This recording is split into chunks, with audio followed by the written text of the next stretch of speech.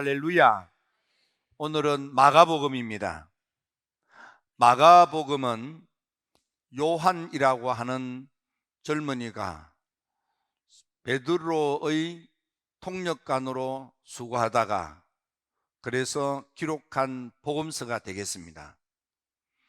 본래 히브리어로 된 본명은 요한인데 로마에서 오래 살다가 보니까 로마식 이름을 개명해서 그래서 마가라고 이름을 부르게 됐습니다.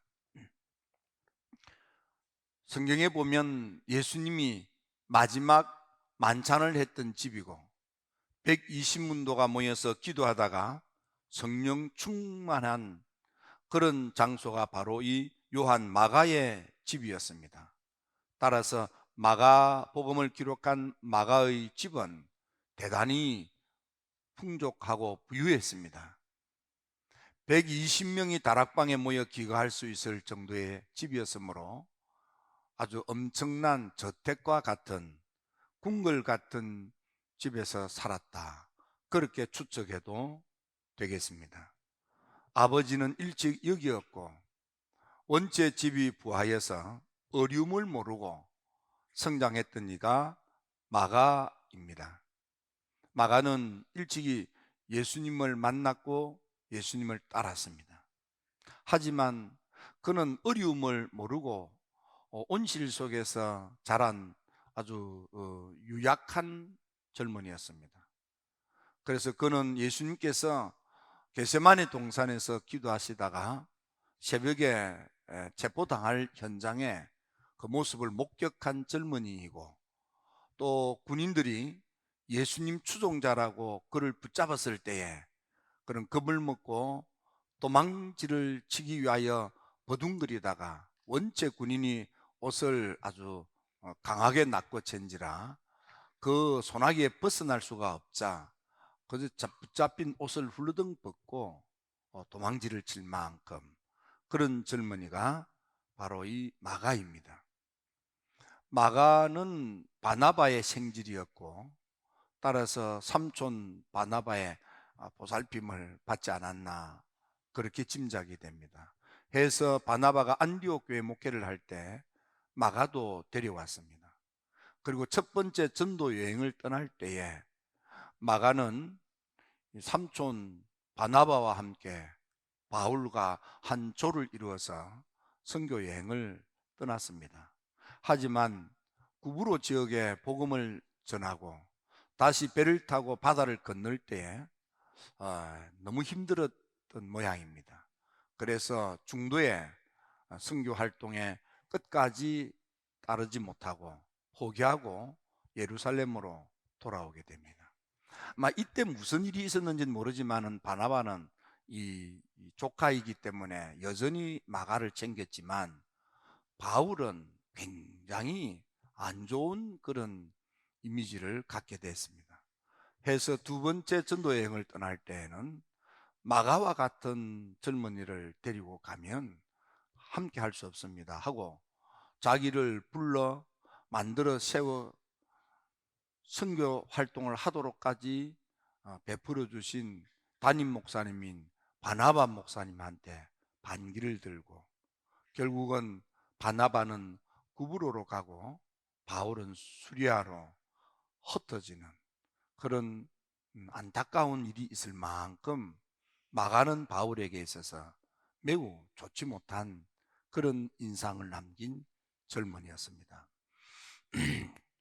그리고는 세월이 지났는데 그 세월 동안에 무슨 일이 있었는지는 모르지만은 마가는 그 후에 예수님의 수제자로 알려져 있는 베드로를 도와서 로마까지 동행하고, 베드로는 로마 말을 잘하지 못하는지라 그래서 이 마가가 베드로의 설교를 받아서 통역으로 섬겼던 그런 젊은이가 마가였습니다.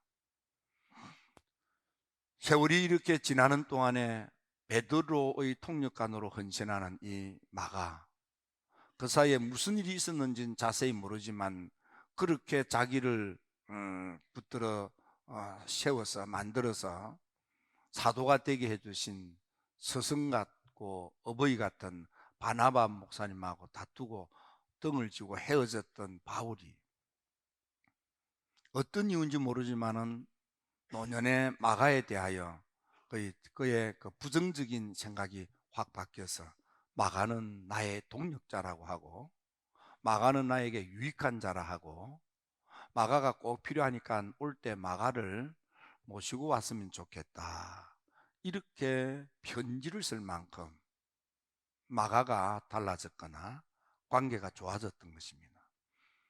세월이 지나서 이제 예수님을 눈으로 보고 목격했던 이들이 점점 사라졌습니다.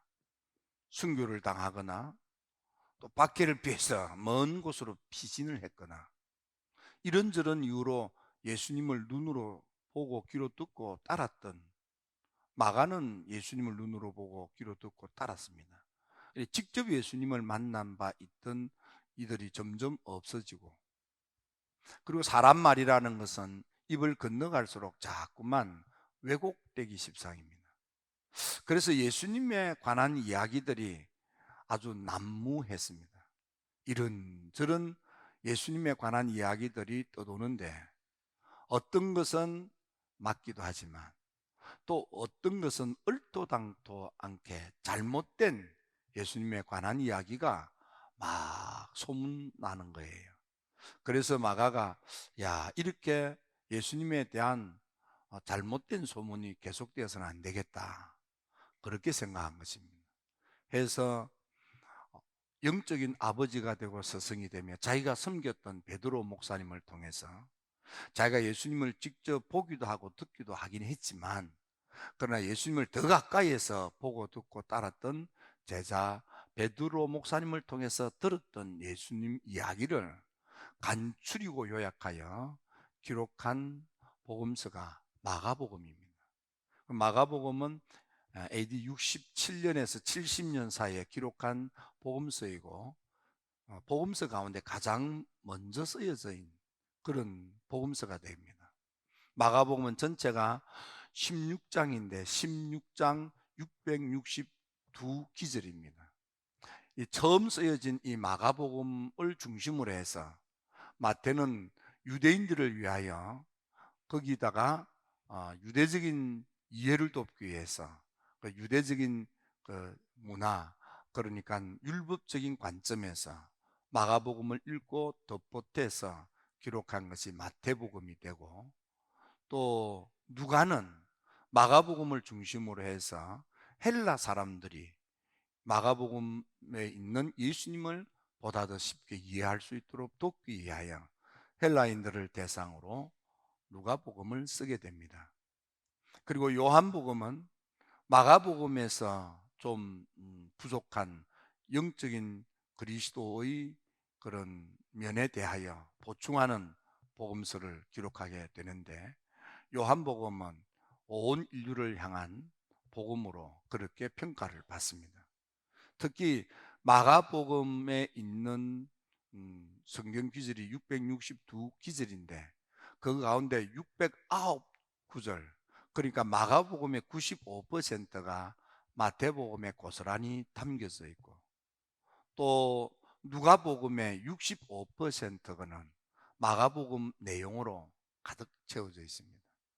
그래서 복음서 가운데 가장 먼저 쓰여졌을 뿐만 아니라 예수님의 복음의 그 기둥과 같은, 중심 기둥과 같은 그런 위치를 차지하는 복음서가 마가복음입니다.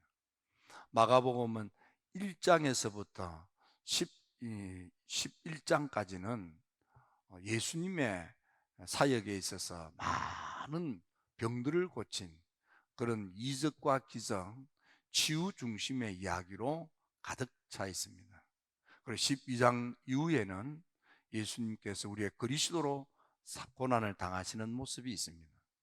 문자적으로는 마가복음 전반부, 그러니까 16장으로 되어 있는데 1장에서 8장까지는 하나님의 아들 예수님에 대하여 언급을 하고, 그리고 9장에서부터 마지막 16장까지는 그분이, 하나님의 아들이신 그분이 우리의 그리스도로 고난을 당하시고 십자가에서 피를 흘리신 우리 주 예수 그리스도의 그 대속에 대하여 기록을 한 것이 마가복음이 되는 것입니다. 오늘은 이 마가복음을 통해서 우리가 많은 것을 보고 듣고 배울 수 있겠지만은 오늘은 몇 가지 생각하면서 은혜를 나누고자 합니다. 첫째로, 우리가 믿는 예수, 우리가 말하는 복음이 뭐냐, 기쁜 소식이 뭐냐, 우리가 주고받는 이 복음이라고 하는 것은 마가복음 1장 1절에처럼 하나님의 아들 예수 그리스도의 복음의 시작이다. 나사렛 예수는 단순한 나사렛 산골짜기 젊은이가 아니고 하나님의 아들로서의 예수다. 나사렛 예수는 그냥 산골짜기 젊은이가 아니다. 하나님의 아들이라는 거예요. 하나님의 아들로서의 예수님. 그래서 예수님께서 세례를 받을 때 하늘의 하나님께서 직접 말씀하시기를 내 아들이다. 또 다볼산으로 알려져 있는 변화산 꼭대기에서 제 제자와 함께 기도할 때에도 하늘의 음성이 들리기를 내 사랑하는 아들이다. 하늘의 하나님께서 직접 나사렛 산골짜기 젊은이 예수를 그냥 산골짜기 젊은이가 아니고 내 사랑하는 아들이다. 하늘의 하나님도 직접 내 사랑하는 아들이라고 말씀했다는 거예요. 뿐만 아니라 귀신들도 마가복음 1장에서 마가복음 3장에서 귀신들도 예수님을 보고 나사렛 예수여, 당신과 우리 사이는 무슨 상관이 있습니까? 우리는 당신이 누군지 다 알고 있습니다. 지극히 높으신 하나님의 아들입니다. 또 하나님의 거룩한 자입니다. 귀신들도 예수님을 보고 하나님의 아들이라고 했다. 하늘의 하나님도 반복하여 내 사랑하는 아들이라 하셨고, 악한 전 마귀 사탄 더러운 귀신들도 하나님의 아들이라고 했다. 예수님을 십자가에 못 박은 예수님의 죽음을 사형 집행을 했던 담당관 백부장도 예수님의 십자가의 처형을 마친 후에 스스로 말하기를 이분은 진실로, 그냥 아니고 진실로 하나님의 아들이었다. 그래서 마가복음에서 복음이 뭐냐? 예수님이 하나님의 아들이라는 거예요. 하나님의 아들이 우리를 찾아오신 그분이 예수님이라는 거예요. 그래서 우리를 찾아오신 그분 예수님은 우리와 같은 성정을 가진 인간이시라. 그래서 오신 그 예수님은 우리처럼 눈물을 흘리며 슬퍼하시기도 하시고, 어떤 것은 우리가 이해하지 못했던 것처럼 나사렛 사람을 이해하지 못하기도 하시고, 또 어떤 때는 울고 있는 여인을 보고 불쌍한 마음이 동하여서 그래서 죽은 아이 살려주기도 하고, 어떤 때는 분노, 화를 내시기도 하시고, 어떤 때는 주무시기도 하고, 어떤 때는 피곤해 지쳐서 주무시기도 하고, 어떤 때는 배가 고파서 먹을 것을 찾기도 하고, 어떤 때는 사람들로부터 괜한 오해를 받고 미쳤다고 비방하는 소리를 듣기도 하고, 예수님도 우리와 똑같은 성경을 가진 그분. 두 번째로 바로 그 예수님이 십자가에서 우리의 모든 허물과 죄를 사하시기 위하여 피를 흘리셨다는 거예요. 하나님의 아들로 오신 그 예수님이 우리를 위하여 십자가의 고난을 받으시고 그 보혈을 믿음으로 받아들이는 이들은 모든 죄와 허물을 속량받고 구원을 받고 하나님 나라 백성이 되고 하나님 아버지의 사랑받는 아들이 되며 영생 천국으로 구원을 받는다는 거예요. 그래서 세 번째로 이 복음 이야기를 알리고 전하고 말하라는 것입니다. 이 복음을 가진 자들은 가서 만민에게, 모든 사람들에게, 만나는 사람들에게 복음 이야기를 알리고 전하고 말해주라 이 말이야. 우리가 하나님의 아들이 우리를 찾아오신 분이 예수님인데, 아들로 오신 그 예수님을 나를 위한 십자가의 그리스도로 믿고 받아들이면 죄를 사함받고 구원받아 영생천국에 가지만은, 이 복음 이야기를 받아들이지 않는 불신앙의 사람들은 하나님의 무서운 진노의 심판을 받고 지옥 불구덩이에 꼬꾸라져 영원히 멸망당한다는 거예요. 하나님의 아들로 오신 예수님, 우리를 위하여 고난의 십자가에서 피를 흘리신 그리스도, 이 복음 이야기를 믿음으로 받아들이는 사람들에게는 뭔가 다른 일들을 경험하게 되는데, 하나님의 아들로 오신 예수님을 나의 그리스도로 영접한 믿음의 사람들은 첫째로 귀신이 떠나가고, 둘째로 방언이 터지고, 셋째로 해를 받지 아니하고, 셋째로 병 고침을 받는다. 그래서 예수님의 제자들이 나아가 두루 다니며 복음 이야기, 하나님의 아들로 오신 예수님이 우리를 위하여 고난의 십자가에 피 흘리신 이 복음 이야기를 알리고 전하고 말하고 다녔더니, 주님께서 함께 역사하셔서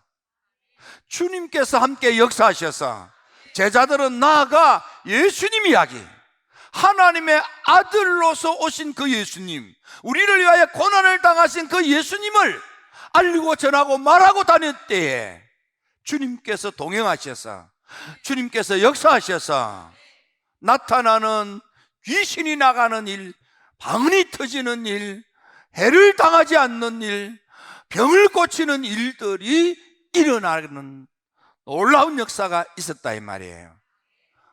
제자들이 표적, 이적, 기적을 일으키는 것이 아니고, 제자들은 하나님의 아들로 오신 예수님, 나를 위하여 고난의 십자가를 지신 그리스도를 입에 담고 알리고 전하고 말하고 다녔더니, 주님께서 따라다니면서 함께 역사하사 뒤따라다니면서 주님께서 역사를 하시는데, 표적, 이적, 기적으로 역사하심으로 믿으라 라고 확인하시더라 이 말이에요.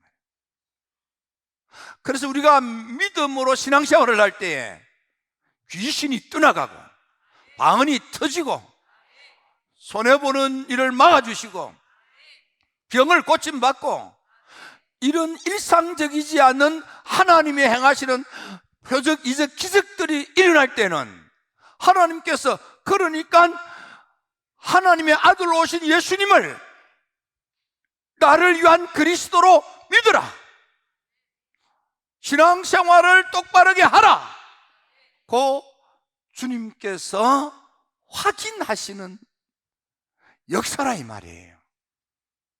표적, 이적이 일어날 때마다, 그러니까 잘 믿어야지, 그러니까 신앙생활을 잘 해야지 라고 마음을 먹으라고 주님께서 역사하신다 이 말이에요. 이게 복음이라 이 말이에요.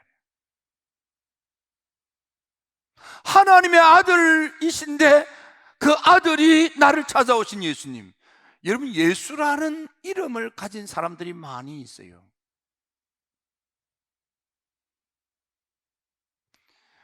예수라는 이름을 가진 많은 사람들이 아니고, 하나님의 아들이신 그분이 오신 예수님, 그 예수님을 믿어야만 되는 거예요. 그리고 그 예수님은 나의 모든 허물과 죄를 속량하기 위하여 고난의 십자가를 지시고 피를 다 쏟으신 그 예수님, 그분이 나의 그리스도라 이 말이야. 그걸 생각을 비우고 마음을 열고 받아들여라 이 말이에요. 그걸 믿고 따르라 이 말이에요. 그때에 죄로부터의 구원이 있고, 질병으로부터의 치유가 있고, 저주로부터의 구출이 있는 것입니다. 여러분의 삶에 예수님이 나의 그리스도가 되셔서 죄의 올무에서 해방되시고 모든 함정에서부터 벗어나시고 여러분들의 삶에 하나님의 나라가 도래되어 가정천국이 되시고 자녀 축복을 누리시며 생업에 하나님의 놀라운 도움으로 흥왕하게 일어나게 되기를, 인생이 풍성하게 되기를, 삶이 윤택하게 되기를 주님의 이름으로 축원합니다. 구원의 삶을 사십시오. 선택은 여러분들이 하는 것입니다.